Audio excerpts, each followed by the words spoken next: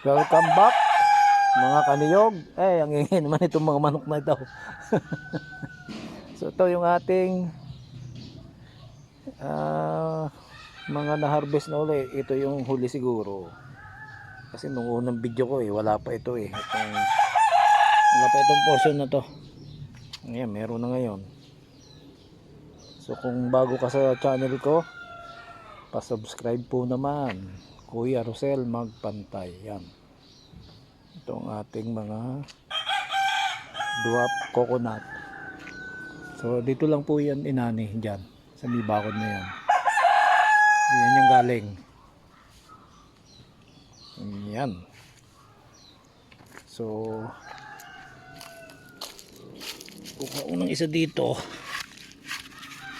at may papalitan ako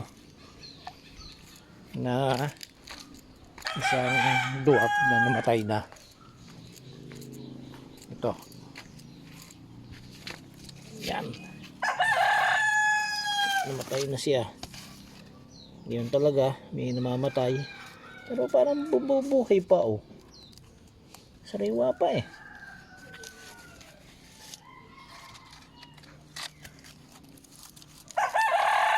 Pero wala na ang kanyang dahon Ano naman, sariwa pa. Ewan ko lang kung tutuloy. Siguro, huwag muna natin tanggalin. Baka tutuloy pa. Yun lang, ayaman na natin dyan. Tingnan natin sa masusunod na.